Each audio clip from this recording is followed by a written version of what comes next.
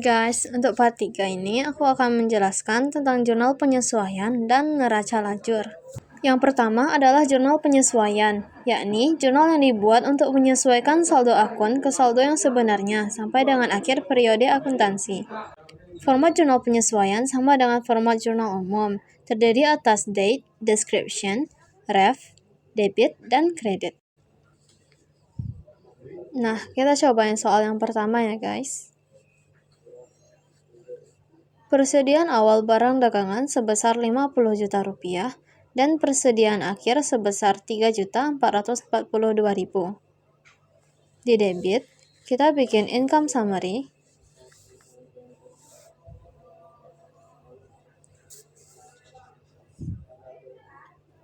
Dan kreditnya adalah merchandise inventory.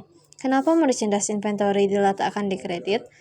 Ini untuk menghapus saldo persediaan awal merchandise inventory kita, yaitu sebesar 50 juta.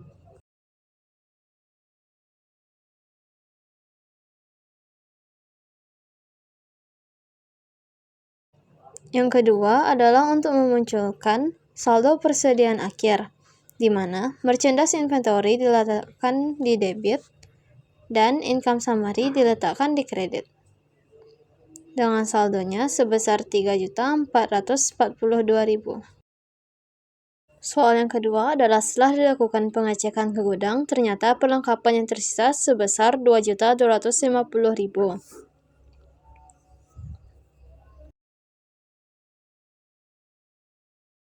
Ini kita cek ke neraca saldo dulu ya guys. Saldo perlengkapan adalah sebesar 2.750.000 rupiah.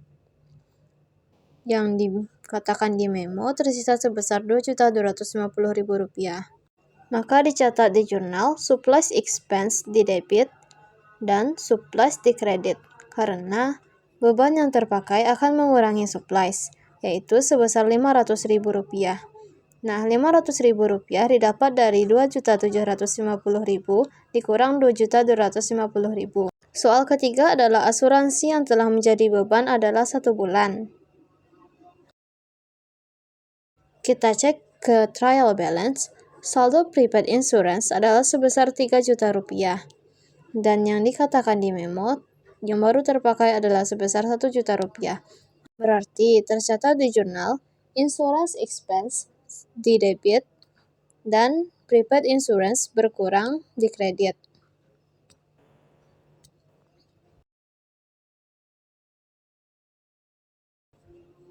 Saldonya adalah sebesar 1 juta rupiah. Sama dengan perlengkapan tadi, asuransi ini juga menggunakan pendekatan neraca.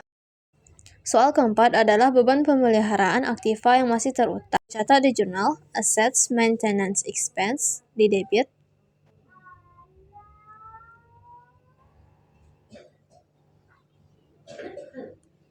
dan assets maintenance payable di kredit.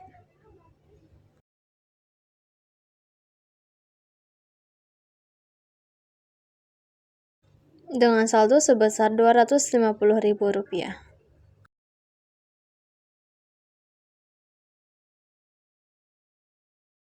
Soal kelima adalah taksiran piutang tak tertagih dari jumlah piutang.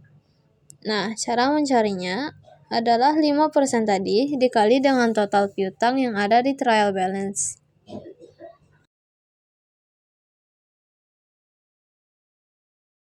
Setelah didapat hasil, maka ini dikurangi dengan saldo kerugian piutang yang juga ada di trial balance.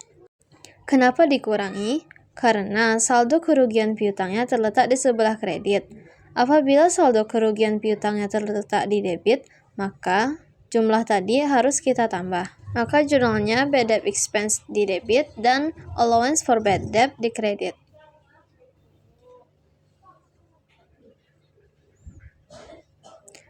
Dengan saldo 1.013.125 rupiah.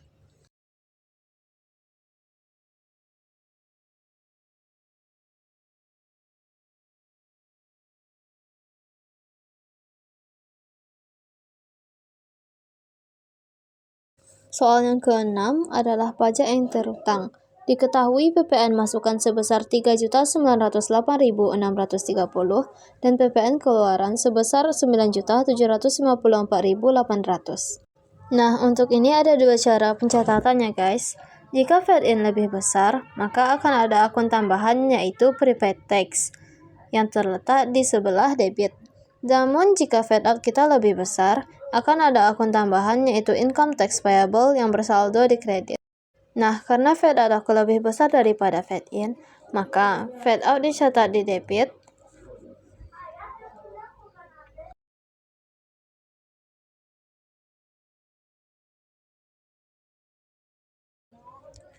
fade-in di sebelah kredit,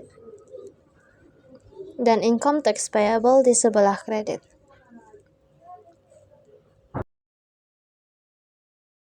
Untuk saldo fade-out dan fade-in dimasukkan sesuai saldonya masing-masing ya, guys.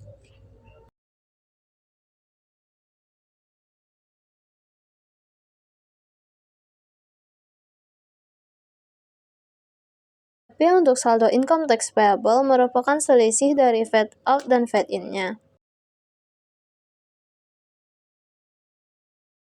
Soal yang ketujuh adalah penyusutan peralatan dan penyusutan kendaraan dari harga perolehan. Catat di sebelah debit, depreciation expense of equipment,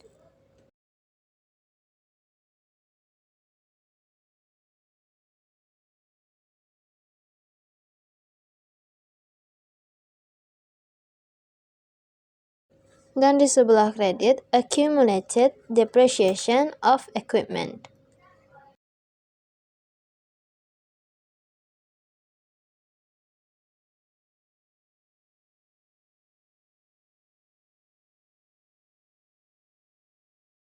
Setelah itu, depreciation expense of vehicle di sebelah debit,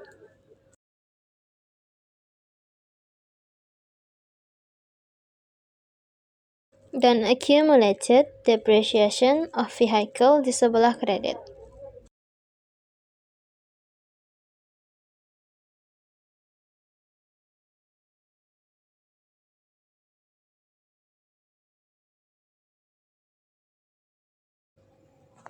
Untuk menghitung saldonya, kita ambil persentasenya yaitu sebesar 2% dikali harga perolehan yang diambil dari trial balance, yaitu dikali 20 juta rupiah. Maka didapat hasil 400.000 untuk penyusutan peralatan. Cara untuk menghitung penyusutan kendaraan sama ya, guys. Soal nomor 8 adalah diterima uang muka atas penjualan yang belum dikirimkan. Catat di jurnal, cash di sebelah debit, dan unearned revenue di sebelah kredit.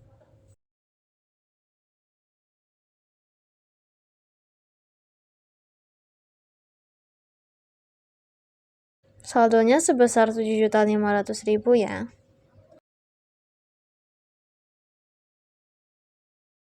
Soal ke-9 adalah penjualan yang belum diterima pembayarannya, sebesar 2.500.000. Tercatat di debit, account receivable,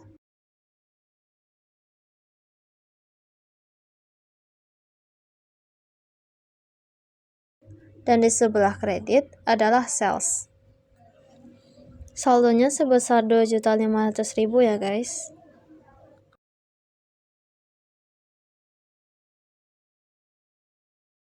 Soal terakhir adalah withdrawing. Maka tercatat di jurnal, withdrawing terletak di sebelah debit, dan cash berkurang di kredit. Saldonya adalah sebesar 1 juta rupiah.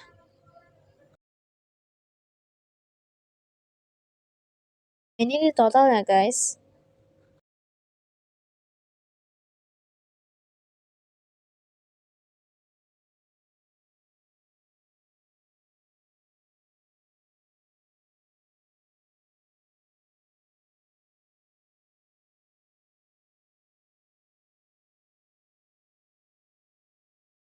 Nah, ini hasil akhirnya ya, guys. Yang kedua adalah neraca lajur, berfungsi untuk memudahkan pembukuan di akhir bulan atau periode, terdiri atas neraca saldo, jurnal penyesuaian, neraca saldo sesudah penyesuaian, laporan laba rugi, dan yang terakhir adalah neraca. Kolom worksheet terdiri atas account number, account name, trial balance, adjustment journal, adjusted trial balance, income statement, dan yang terakhir, financial position statement. Nah, untuk trial balance kita salin aja ya guys. Selanjutnya adalah adjustment journal. Ini diisi pakai rumus yang aku contohin ya. Habis itu rumusnya disalin ke bawah. Rumusnya sama dengan sebelah kredit ya. Saldo di neraca saldo sesudah penyesuaian tidak selalu sama dengan saldo di neraca saldo. Ini terjadi karena ada jurnal penyesuaian. Jurnal penyesuaian menentukan apakah saldonya bertambah atau berkurang. Atau juga bisa tetap sama, maksudnya tidak ada perubahan. Khusus untuk akun income summary, saldonya selalu berpasangan, tidak boleh diselisihkan. Akun yang masuk ke dalam kolom income statement adalah akun dengan kepala 4 ke atas. Hasilnya memang tidak balance ya guys. Ini untuk menentukan apakah perusahaan kita sedang laba atau rugi. Ada pengecualian untuk income summary. Meskipun akun berawalan 3, ia tetap masuk ke dalam income statement, karena income summary berpengaruh terhadap laba atau ruginya perusahaan. Akun-akun yang masuk ke dalam kolom neraca adalah akun-akun dengan awalan 3 ke bawah, atau akun-akun real. Hasilnya memang tidak balance ya guys. Untuk mengetahui laba atau rugi perusahaan, maka kita harus menyelisihkan keduanya. Nah, karena di sini yang kurang adalah pendapatan dan aset, maka perusahaan ini rugi ya. Setelah itu semuanya dijumlahkan dan bakalan balance ya guys.